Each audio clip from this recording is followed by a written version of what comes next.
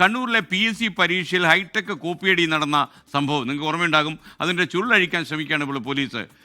Kannur SP Pradeepan കണ്ണിപ്പൊയിലിന് അന്വേഷണ ചുമതലയുണ്ട്. പ്രതികളായ സഹദ്, സബീൽ എന്നിവരെ ഒരുമിച്ചിരുത്തി ചോദ്യം ചെയ്യാൻ പോലീസ് തീരുമാനിച്ചു. റിമാൻഡിലുള്ള പ്രതികൾക്കായി നാളെ കോടതിയിൽ കസ്റ്റഡി അപേക്ഷ വരുന്നു. സംഘത്തിൽ കൂടുതൽ പേരുണ്ടോ എന്നാണ് സംശയം. 24 prime time breaking വാർത്തയുമായി Arun Pooparambu തത്സമയം കണ്ണൂരിൽ നിന്ന് ചേരുകയാണ്. അരുൺ, യഥാർത്ഥത്തിൽ ഈ കോപ്പിയടി വീരന്മാർ അത്യാധുനിക സാങ്കേതിക സാധ്യതകളൊക്കെ ഉപയോഗിച്ച് കോപ്പിയടിച്ചു. അത് പുറത്തറിഞ്ഞിരുന്നില്ലെങ്കിൽ ഒരുപക്ഷേ പല കുട്ടികളും അത് മോഡലാക്കിയെന്നെ. ശരിക്കും അവരുടെ കോപ്പിയടിയുടെ വിശദാംശങ്ങൾ കൂടി പ്രേക്ഷകർക്ക് ഒന്നുകൂടെ കിട്ടാൻ വേണ്ടി ഒന്ന് പറഞ്ഞോളൂ. SK ഒരുപക്ഷെ സംസ്ഥാനത്ത് ആദ്യമായിട്ടായിരിക്കും PSC പരീക്ഷയിൽ ഇത്ര ഹൈടെക് മാർഗത്തിലൊക്കെ ഒരു കോപ്പിയടി നടന്നിട്ടുണ്ടാവുക. ഇതിനു മുമ്പ് അത്തരം സംഭവങ്ങൾ ഉള്ളതായി ഇത്തരം രീതിയിലുള്ള ഒരു കോപ്പിയടി ഉണ്ടായിട്ടില്ല. എന്തായാലും അത് നടത്തിയത് ഇപ്പോൾ SK സൂചിപ്പിച്ചതുപോലെ ആധുനിക സംവിധാനങ്ങളുടെയൊക്കെ സാധ്യതകളൊക്കെ ഉപയോഗിച്ചുകൊണ്ടാണ് അത്തരം ഒരു കോപ്പിയടി നടത്തിയത്. അതിലാദ്യം പിടിയിലായത്, ഈ പരീക്ഷാ ഹാളിൽ പിടിയിലായത് പെർളശ്ശേരി സ്വദേശിയായിട്ടുള്ള സഹദാണ്. പിന്നീട് ഈ സഹദിനെ സഹായിച്ചിട്ടുള്ള കൂട്ടാളി സബീലിനെയും, പെർളശ്ശേരി സ്വദേശിയായിട്ടുള്ള സബീലിനെയും പോലീസ് പിടികൂടി. അവർ കോപ്പിയടിക്കായി ഉപയോഗിച്ചിട്ടുള്ള രീതി ഇങ്ങനെയാണ്. ഇതിൽ 2 ഉപകരണങ്ങളാണ് ഇവർ പ്രധാനമായും കോപ്പിയടിക്കായി ഉപയോഗിച്ചത്. അതൊന്ന് ഈ ലൈവ് ഡിവൈസ് ഉള്ള മൈക്രോ ക്യാമറയാണ്. ഈ മൈക്രോ ക്യാമറ പരീക്ഷാ ഹാളിൽ ഉണ്ടായിരുന്ന സഹദ് ഈ ഷർട്ടൻ്റെ ബട്ടണിൽ ഘടിപ്പിക്കുന്നു.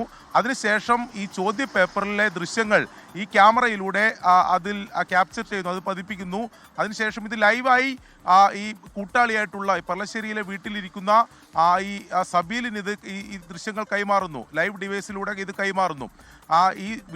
സബീൽ ഇതിന് ശേഷം ഈ ചോദ്യങ്ങളുടെ ഉത്തരം ശേഖരിച്ചതിന് ശേഷം ഈ സഹദിന്, പരീക്ഷാ ഹാളിലുള്ള സഹദിൻ്റെ ചെവിയിൽ ഒരു മൈക്രോ ഹെഡ്സെറ്റ് ഉണ്ട്. ആ ഹെഡ്സെറ്റിലൂടെ ഈ ചോദ്യങ്ങൾക്കുള്ള ഉത്തരങ്ങൾ പറഞ്ഞു കൊടുക്കുന്നു. ഈ രീതിയാണ് ഇവർ ആവിഷ്കരിച്ചത്. അതിൽ സംശയം തോന്നി PSC വിജിലൻസ് വിഭാഗം നടത്തിയ പരിശോധനയിലാണ് ഇവർ പിടിയിലായത്.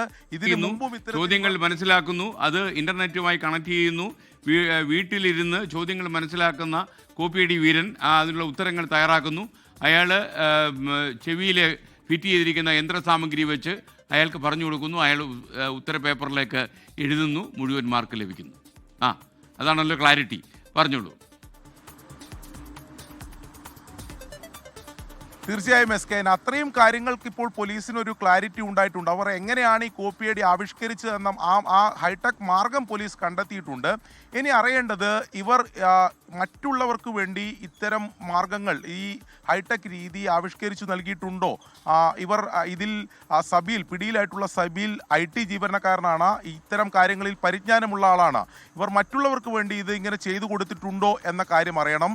ഈ സംഘത്തിൽ കൂടുതൽ പേരുണ്ടോ? ഇവർ രണ്ടു പേർ മാത്രമല്ല, കൂടുതൽ ആൾക്കാർ ഇതൊരു നെക്സസായൊക്കെ പ്രവർത്തിക്കുന്നുണ്ടോ എന്ന കാര്യം അറിയണം.